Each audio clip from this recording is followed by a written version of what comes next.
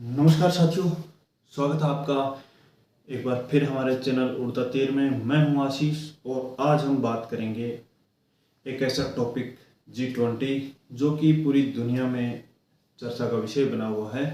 जब से हुआ है तब से 10-15 दिन का समय निकल चुका है, लेकिन कुछ लोग ऐसे हैं जिनको अभी तक सदमा बैठा हुआ है कि ये हो क्या गया।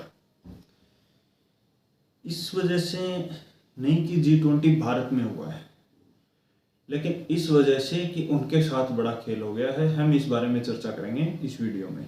उसके अलावा क्या क्या टॉपिक हैं आइए बात करते हैं। तो सबसे पहला अपना टॉपिक जिस पे हम बात करने वाले हैं वो है G20।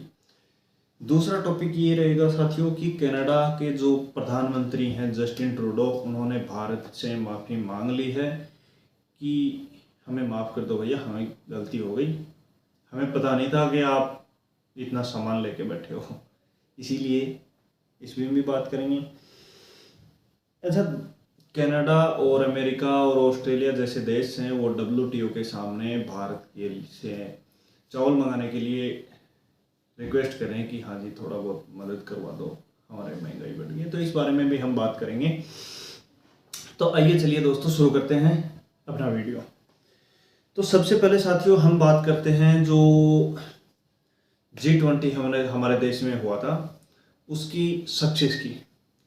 तो G20 जो हमारे देश में दिल्ली में हुआ था वो सफल हो चुका है और उसको हुए काफ़ी दिन हो गए, मतलब 10-15-20 दिन हो गए, 10-15 दिन हो गए। लेकिन सबसे बड़ी इसमें जो बात निकल के आ रही है, इसमें 3 लोग साथियों, 3 की तिकड़ी है जिनको ये बात पसंद नहीं आई।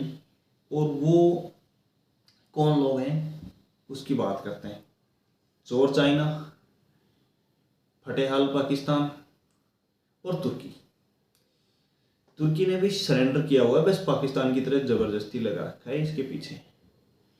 ये 3 कंट्री ऐसी हैं जो कि G20 में पूरी दुनिया में शामिल नहीं हुई या फिर भारत में जो G20 हो रहा था उसके खिलाफ थे।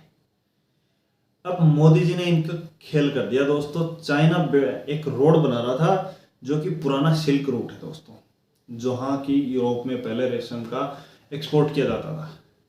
लेकिन उसमें क्या हुआ कि भारत में जैसे ही G20 हुआ, उस जो चाइना का रोड एंड बेल्ट इनिशिएटिव था, जो कि ओल्ड जो पुराना रेशम का जो रास्ता था, जहाँ से चाइना से या फिर उधर तिब्बत वगैरह से, भारत से या इन जिन भी रास्तों से रेशम का व्यापार जो उस टाइम पे होता था, आज से 700-800 साल पहले, जो भी उनका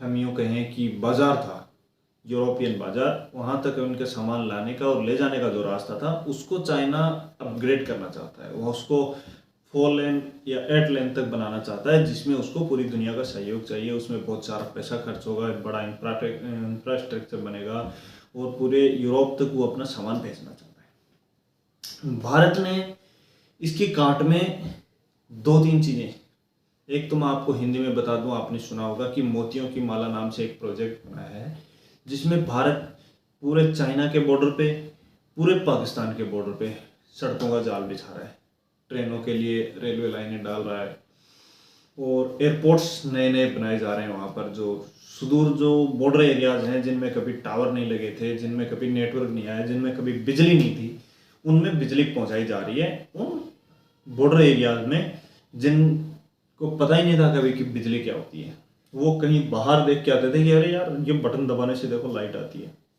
गांव में जाके बताते थे। उनके अभी भी उस सेल वाले रेडियो चलते थे, उस रेडियो पे खबर सुनते थे, वो बटन घुमा के गोल सा, ऐसा सिचुएशन। लेकिन उन जगहों में, उन क्षेत्रों में आज लाइटें पहुंचा दी जा रही हैं। ये तो सबसे बड़ा प्रोजेक्ट हो गया भारत का, भारत की सीमा के अंदर।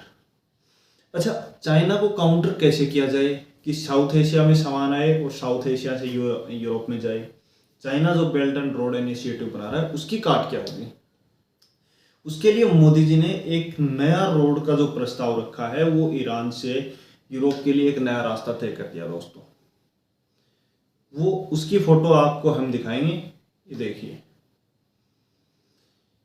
ये जो रास्ता है ये सबसे पहले जो पुराना रास्ता था तुर्की से होके जाता था, लेकिन तुर्की ने बॉयकॉट किया, पाकिस्तान के कहने पे आया नहीं, पाकिस्तान के कहने पे G20 समिट में शामिल नहीं हुआ। इस वजह से तुर्की को काट के उसका साइड से रास्ता निकाल दिया तोड़ के, कि तुर्की को पूछा ही नहीं कि तुम जाओ भाड़ में, और तुर्की की होगी ऐसी की तैसी। तुर्की को लगा कि ये तो यार अपना बहुत बड़ा अपमान हो गया।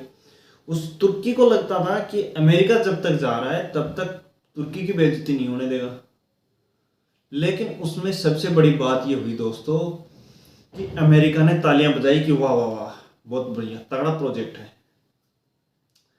अब भारत को इसमें क्या फायदा हुआ? G20 में चाइना के नहीं आने से और रूस के शामिल नहीं होने से, इस बारे में बात करेंगे। भारत को फायदा ये हुआ दोस्तों कि सबसे बड़ा इसमें जो फायदा हुआ भारत को वो ये था कि दुनिया में सुपर पावर कौन है? अमेरिका। दूसरे नंबर पे रशिया या चाइना, तीसरे नंबर पे रशिया। लेकिन जो सोवियत यूनियन था उस टाइम के अगर हम बात करें तो दुनिया में एक रूस का धड़ा माना जाता है, एक अमेरिका का, जो मोस्ट दो है। दुनिया आधी इधर आधी इधर। चाइना जो तीसरा उठा हुआ है, ये इसका सिस्टम ये है कि ये इसको तीसरी दुनिया नहीं, इसको दुनिया थ्रेट मानती है कि ये दुनिया के लिए चाइना जो है वो बड़ा खतरा हो सकता है, इसलिए चाइना को समेटना जरूरी है। इसका सामान इकट्ठा करके एक दूसरे बोरे में डाल के रखना पड़ेगा चाइना का। तो इस वजह से अमेरिका चाइना को भी थ्रेट मान रहा है। रशिया क्या है कि धीरे धीरे कमजोर पड़ने लग गया, तो कमजोर पड़ने लग गया इस वजह से। लेकिन चेहरा जो है पुतिन का है, शी जिनपिंग का है, या फिर अमेरिका में जो बाइडेन जो है, उन तीन चेहरों के बीच में अगर मोदी जी आते तो शायद उनकी इतनी बात नहीं हो पाती अगर वो आते तो, क्योंकि पुतिन की बात होती, जिनपिंग की बात होती, जो बाइडेन की बात होती, लेकिन मोदी जी की चर्चाएं कम हो जाती। अब साथियों फर्क ये पड़ा G20 में सिर्फ दो global leader, Narendra Modi, Joe Biden, जो कर दिया वो फाइनल। अब दिक्कत ये हो गई कि रूस को जो चाहिए था वो मिल गया, भारत को जो चाहिए था वो मिल गया, चीन रह गया फटेहाल, पाकिस्तान रह गया, उसको तो किसी कुत्तों ने नहीं पूछा, तुर्की रह गया, तुर्की को भी किसी ने नहीं पूछा। अब चाइना का मुंह खराब हो गया दोस्तों, एकदम लटक गया ऐसे, शादी के फूफा जी हो गए चाइना। शी जिनपिंग की हालत वो हो गई, शादी में फूफा जी जाते हैं ना और कोई पूछता नहीं है उनको, फूफा जी खाने के लिए पूछा क्या आपको, तो फिर उनका मुंह लटक जाता है कि फूफा जी को तो किसी ने नहीं पूछा, वो नाराज हो गए फूफा जी। वो हालत इनकी हो गई चाइना वालों की, मुंह इनका लटक गया, नाराज हो गए, कोने में बैठे, किसी से बात नहीं कर रहे, चाइना में भी किसी से बात नहीं कर रहे, इनकी हालत ये हो गई है दोस्तों। अब इनको कोई, सबसे बड़ी बात यह है कि शादी में फूफा जी को मनाने वाले हजारों लोग होते हैं, लेकिन ये पूरी दुनिया ये चाहती है कि ये रूठे चाइना वाले, कहीं भी कैसे भी करके ये रूठ जाए, इनसे हमारा पीछा छूट जाए बस। तीसरी जो G20 की सबसे बड़ी बात हुई वो ये हुई कि जो साउथ अफ्रीका की कंट्रीज थे, आई थिंक कितने कंट्री हैं वो, जितने भी हैं 125 के समथिंग है या फिर कुछ भी है, आंकड़ा ऊपर नीचे हो सकता है। उन कंट्री जो छोटे देश हैं, जो अनडेवलप्ड हैं या फिर डेवलपिंग सिचुएशन में चल रहे हैं, अपनी प्रोग्रेस के लिए संघर्ष कर रहे हैं, उन देशों को किसी भी जो भी वर्ल्ड लेवल का या फिर इंटरनेशनल लेवल का जो कि विकसित देशों के कोई संगठन हैं, या फिर जैसे G7 हो गया, G20 हो गया, या फिर UN हो गया, उनमें क्या उनकी कोई बात ही नहीं करता है। और मोदी जी ने उन देशों के एक प्रतिनिधि को, सब देशों का एक बंदा, कि ये तुम्हारा लीडर है, इसको आप भेज दो, या फिर किसी को भी भेज दो अपनी मर्जी से, हम बिठाएंगे, आपकी सीट हम तय करेंगे G20 में। तो उन 125 देशों में से, या फिर जो भी हैं लगभग जो साउथ अफ्रीका के देश हैं, उनको मोदी जी ने एक तीर में अपनी पाले में ला के गिरा दिया। मोदी जी ने एक तीर मारा, सारे के सारे उस तीर में फंस के मोदी जी के पाले में गिर गए। अब वो हमेशा इंडिया को याद रखेंगे, भारत को याद रखेंगे कि हाँ G20 में सिर्फ पूरी दुनिया में सबसे पहले अगर हमें किसी ने रिस्पेक्ट दी थी या दिलाई थी तो वो भारत था। यूं ही कोई पैर नहीं छूता है किसी के। आपने देखा होगा कि कौन से राष्ट्रपति थे जो ध्यान में नहीं है मेरे, कौन से देश के थे, लेकिन उन्होंने मोदी जी के पैर छुए थे और ये बहुत बड़ी न्यूज़ बनी थी पूरी दुनिया में। तो ग्लोबल लीडर होने का अपना फ़ायदा है और सबकी साथ लेके ग्लोबल लीडर होने का मतलब ये नहीं होता कि अमेरिका की तरह किसी को भी मार दिया काट दिया उसको प्रधानमंत्री, नहीं नहीं। अच्छी पॉलिटिक्स जो दुनिया में पूरे यूरोप ने करी है वो नहीं होती। आज जो भारत कर रहा है वो होती है ग्लोबल लीडर बनने की पहचान, कि जो कमज़ोर है उसकी मदद करो, जो ताकतवर है उसको धमकाओ कि नहीं तुम ये गलत कर रहे हो। लेकिन ये रोक नहीं सके चाइना को, अमेरिका चाइना को नहीं रोक सका, सबसे बड़ा इनका अमेरिका। अब अमेरिका को खुद को डर है कि चाइना कल अमेरिका को ना निपटा दे, इसलिए अमेरिका भारत की मदद चाहता है कि अमेरिका को नंबर 1 बने रहना है, जिसमें मदद उसकी सिर्फ अगर दुनिया में कोई है तो भारत कर सकता है। लेकिन भारत को फुल मजा आ गया, क्योंकि रशिया ने भारत की इतनी मदद करी है और भारत ने रशिया की इतनी मदद करी है कि इनकी जो दोस्ती है ना, अमेरिका का कोई भी पेच दाव, कितने भी पैसे डॉलर चाहे कितना भी खर्च कर दे कहीं भी, चाहे अगर कि जो बाइडेन को मोदी जी बोल देना कल आपका सर चाहिए हमें, वो भी रख दें, तो भी भारत को ये विश्वास नहीं होगा, क्योंकि अमेरिका ने भारत से उस टाइम पे खिलाफत करी थी जब भारत को की जरूरत नहीं थी। भारत को लगता था कि ये भारत का अपना मामला है, भारत से लग जाएगा। उस टाइम पे अमेरिका चौधरी बन के आया था। उस टाइम की दिक्कत, भारत कभी भी ये नहीं चाहेगा कि पूरे तरीके से हम अमेरिका पे डिपेंड हों, क्योंकि अमेरिका वो दोगला देश है कि आधी रात को भी कहेगा ही नहीं हम तुम्हारे साथ नहीं, हम जानते नहीं तुम कौन हो। अमेरिका ऐसा देश है। अच्छा, अगली बात हम बात करते हैं कनाडा के बारे में। कनाडा के प्रधानमंत्री ने साथियों भारत के प्रधानमंत्री नरेंद्र मोदी जी से माफ़ी मांग ली है कि हमसे जो भी गलती हुई, हमने आपके राजदूत को निकाला, ये हमारी बहुत बड़ी गलती है। हम जानते नहीं थे कि भारत दुनिया का बड़ा राजनीतिक सुपर पावर है, पॉलिटिकल सुपर पावर है। ये कनाडा के प्रधानमंत्री ने कहा है। हम चाहते हैं कि भारत और कनाडा के संबंध अच्छे रहें, मधुर रहें, भारत में ट्रेड चालू रहे और उसमें जो है भारत और कनाडा एक साथ मिलके एक ही पटरी पे चलें जैसे कि पहले चलता था। हालांकि अभी इसमें भारत सरकार की तरफ से कोई बयान नहीं आया है, लेकिन कहने का मतलब ये है कि देखो जी, ऐसा है कि हमसे जो भी गलती है हमें माफ़ कर दीजिए। हमें नहीं पता था कि आपकी दुनिया में ये सामान है क्या आपके पास, कि हमारी किसी ने सुनी नहीं और आप बोले जा रहे हो, हमें सरेंडर करवा दिया। बार बार स्पीकर को इस्तीफा देना पड़ गया, वहाँ पे टपकाए जा रहे हो टेररिस्ट को, इधर से हमें रशिया से धमकियाँ मिल रही हैं, इधर यहूदियों ने हमें लपेट दिया। अब चारों तरफ से पैक हो गया जस्टिन ट्रूडो, ऐसे एकदम काल कोठरी में बंद।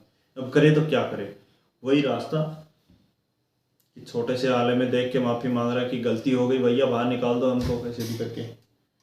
लेकिन उसमें ये हुआ कि मोदी जी की तरफ से अभी कोई बयान नहीं आया है। और आगे हम बात करें हैं अमेरिका और कनाडा, ऑस्ट्रेलिया, इन देशों में दोस्तों सबसे बड़ी दिक्कत ये हो गई कि भारत ने चावल का एक्सपोर्ट रोक दिया। बासमती और नॉन बासमती चावल हैं जिनका एक्सपोर्ट भारत ने रोक दिया है, और इस वजह से अमेरिका, कनाडा और ऑस्ट्रेलिया में 9.5% के लगभग जो इनके महंगाई रेट है वो बढ़ गई है।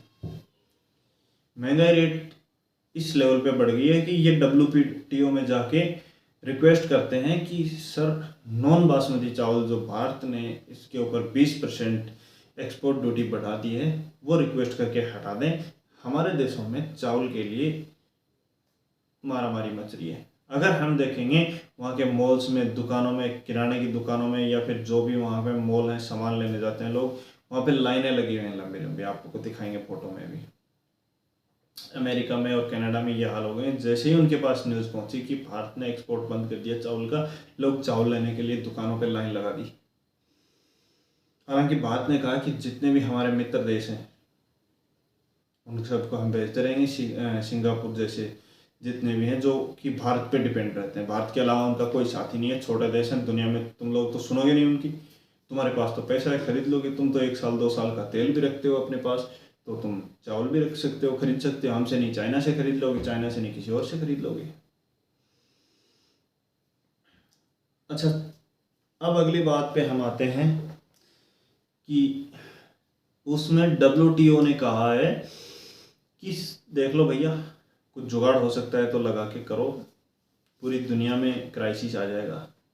तो मोदी जी ने, भारत सरकार ने कह दिया कि देखो साहब, हमारे यहाँ पे बारिश की दिक्कत है, बारिश बड़ी ख़राब हुई है, तो फसलें ख़राब हो चुकी हैं, हमें भी अपने लोगों का ध्यान रखना है, हमें सूअरों का गेहूँ अमेरिका से खरीद के नहीं खिलाना पड़े अपने लोगों को, इसलिए हमने स्टॉक किया हुआ है और हम स्टॉक करेंगे जब तक कि हमें ये नहीं लगेगा कि हमारे पास ठीक है, हाँ अब तक काफ़ी चावल गेहूँ हमारे लिए खाने के लायक हो गया है, हमारा काम चल जाएगा अगली फसल तक या उससे अगली 2 साल तक। इसलिए ये बयान जो आया है ये भारत सरकार की तरफ से दिया गया है कि हमने दुनिया के लिए बहुत कुछ किया है, लेकिन अब आपकी बारी है, आप करो। अगली खबर हमने जो देखनी है वो ये है कि G20 के अंदर भारत ने रूस को बचा लिया। दोस्तों, किस तरीके से बचाया ये बताता हूँ मैं आपको कि रूस ने यूक्रेन पे हमला कर दिया। अगर दुनिया के देश चाहते, अमेरिका चाहता, कनाडा चाहता या फिर यूक्रेन चाहता, यूक्रेन तो चाहता ही ये था कि G20 में रूस ने जो यूक्रेन पे हमला किया है उस बारे में रशिया को घेरा जाए कैसे भी करके, इस बारे में एक बार बात होने लग जाए फिर चारों तरफ से वार पलटवार होने लगेंगे। लेकिन किसी ने नाम भी नहीं लिया G20 में रूस को, कि पुतिन को पता चल गया था, मोदी जी को पहले ही फ़ोन कर दिया कि भैया हमको इस बार बचा लो G20 में, नहीं तो ये साले कान खा जाएंगे हमारे सारे के सारे। अमेरिका, कनाडा, ऑस्ट्रेलिया, ये जितने भी यूरोपियन कंट्रीज़ हैं, और ये सारे के सारे हमें नोच लेंगे ये कि पुतिन ने ये कर दिया, ये कर दिया, पूरा का पूरा हमारा तो विलेन ही बन जाएंगे हम। इसलिए हमें इस बार बचा लो कैसे भी करके, हम आगे मदद करते रहेंगे तुम्हारी। अच्छा, ये बचा लिया इन्होंने, मोदी जी ने जिक्र ही नहीं होने दिया। कनाडा नाराज किस बात पे होता? सबसे बड़ी 2 ही तो बातें थी, एक तो रशिया का मामला उठे क्योंकि यूक्रेन की अंडरग्राउंड सेटिंग थी, दूसरा निजर का मामला उठे, और दोनों में कुछ भी नहीं हुआ, तभी तो हुआ इतना बड़ा मामला।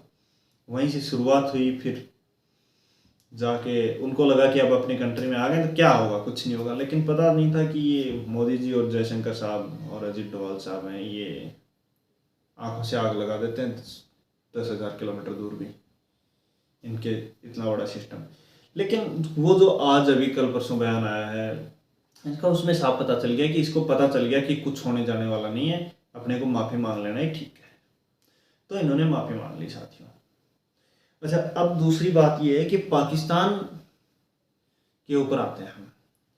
तुर्की जो है ना, तुर्की अब अलग ही सिस्टम में बैठा हुआ है। तुर्की को लग रहा था कि हमारे बिना पता नहीं प्रोजेक्ट कुछ होगा कि नहीं। ये 3 है ना, ये तो गए काम से, इनको पूछा ही नहीं किसी ने, और अब हालत इनकी ये हो जाएगी कि आगे अगर G20 में ये नहीं जाएंगे, ये जबरदस्ती जाएंगे।